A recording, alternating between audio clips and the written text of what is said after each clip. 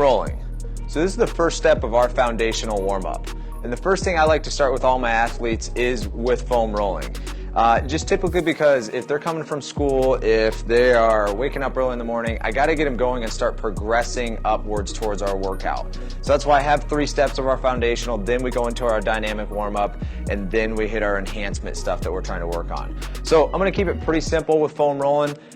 We know that massage is good. So this is a cheap man's massage, and it's a way that we can take as much time as we need on certain areas and roll out certain areas. We know we're going to increase blood flow. We know we're going to break apart some of those trigger points, align some of those muscle fibers, keeping it really simple. If we know massage is good, foam rolling is going to be good. So I have my athletes do this at the beginning and if they want at the end of their workout. I use a nice trigger point foam roller. You don't need this. I mean, worst case scenario, you can even use like a canned food. I have a baseball here that's going to get a little bit, dig deeper into a little bit of areas if we need to, so I'll kind of show you with that too. But I'm going to take you through these rather quickly. You can take as much time as you need to on them. Just know that as I'm going through this video, I'm going to be going pretty quickly. Some of my athletes will spend 20-30 seconds on each spot, some will spend longer, some will spend shorter. So it's really up to you and what you feel you need that day. So the first thing that we're going to do is I have 7 areas that I have my athletes hit, and I'd like you to hit as part of our foundational warm-up. Number 7 is other, so that means you can work on other areas. I don't hit a lot of upper body stuff because most of the stuff we're doing is speed, agility, explosive, so we're warming up our lower body through our core. But if you're doing an upper body day, it's a good idea to roll those areas too. So the first one we're going to do is our anterior tibialis right here. So we're going to put our hands down in front and we're just going to roll that section of muscle all the way up and down from our knee through our ankle. So I like to put my hands here. The more pressure I put on my hands on all of these, the less pressure I put on my legs. So vice versa, the less pressure I put on my hands, the more pressure I put on the area I'm trying to roll, and I get that, and then I would go to the other side. So I've foam rolled for about 10-15 years. I think it feels awesome. I even sometimes crave it, but if you're doing it for one of the first times, you may feel not necessarily pain, but it really is a deep tissue massage, so be prepared for that. So number 2, what we're gonna go, so we did anterior tib, so now we're gonna do our calf, and we can do single or double. So if I do double, I'm just going to roll here just like this. I push myself up in the back. So if I turn sideways so you can see that, push myself up here, and I'm just kind of going that meat area right there. I don't want to get the Achilles. I'm not going behind my knee, just that meat area of our calf. And then I like to turn a little bit side to side and even get that anterior tib again if I can. So there's 1 and 2. Then from there, what we can do is we're going to roll our hamstrings. Again, this is one we can do single or double. So like if we were doing the calf, all we had to do was take one over the other. Same thing with the hamstring. As we go through the hamstrings, we can do double here, or if you want to put more pressure on it, you do 1 and you can go from there. Also, for me, I don't really feel it much anymore on the roller, so I will use more of a ball to isolate certain areas, and that way I can dig in, get a little bit deeper, get into that glute a little bit even if I need to, and that really helps me out through there. So we do anterior tib, did our calves, did our hamstrings from there. So the next one that we're going to do is working, and we're going to work and try and isolate this glute med, so the side of your hip.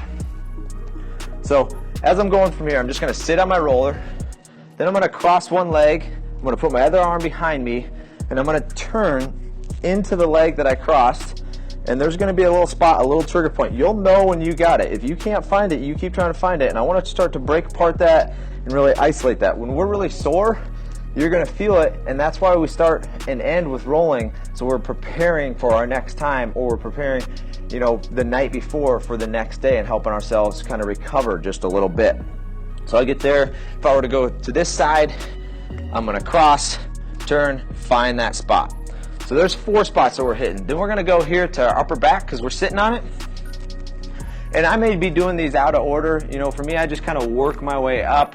And that's why I really do calf, hamstring, kind of go in any order that you want as long as you're getting those areas. There's no perfect way to do it, but I just like to go calf, anterior tib, hamstring, glute med, work my way up.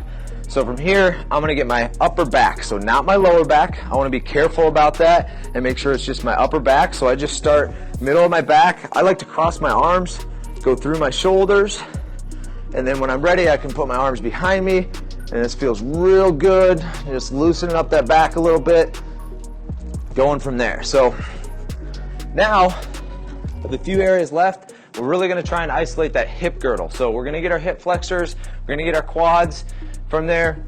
And the hip flexors, what we're gonna do here is you're gonna have another trigger point. So as I lay down onto this, I'm gonna just kind of find that little bit area. And again, this is one you'll know, oh, I'm getting that spot. I even can kind of sit there a little bit, especially if I've done a lot of sprinting and my hip flexors are tight. I'm just really sore. I'm gonna work those areas out. To get my quad now, kind of do the same thing, put more weight out in front. I'm just trying to get that smooth roll with the roller. And so you'll notice I'm kind of pushing up and down using my hands. The less weight I put on my hands, the more weight I put on my leg. Just kind of rolling, moving side to side just a little bit, just getting from my knee through my hip. So the last one I kind of left here was our IT band. I'm a fan of rolling IT band if we've learned to get our hips in a neutral position, if our core is strong, and if we're not really blaming the IT band for knee pain or anything like that. So it gets blamed a lot where if our hips aren't in the right position, we're pulling, we've already lengthened that hamstring and we're trying to roll and loosen it, which is already lengthened. It's a muscle, and if we're in good position and we've learned proper pelvic tilt, we feel comfortable about that, then I'm all for it. Just rolling out that IT band. So you get a lot of articles who don't roll the IT band, don't blame the IT band. I agree, don't blame the IT band, but if we're in a good position, those are muscles again that we can roll and kind of wake up and get ready to go for our workout. So what I do here is I'm just gonna go to the side, cross this leg, and just a smooth movement again from my knee to my hip, and that's more on the side of my leg. So as we go through, reviewing real quick, we did anterior tib, we did calves, we did our hamstrings, we did our glute med, hip flexors, quads, and our upper back. And like I said, the last one, number 7 on there, is other. And if you feel like you're gonna do more of an upper body workout that day, you can isolate in certain areas in your shoulders and your back, take a ball, work some trigger point areas, and work those areas. But most of the stuff that we're doing is that speed and agility, and it's that core on down. So that's what I'm starting with, those 7 steps of our foam rolling.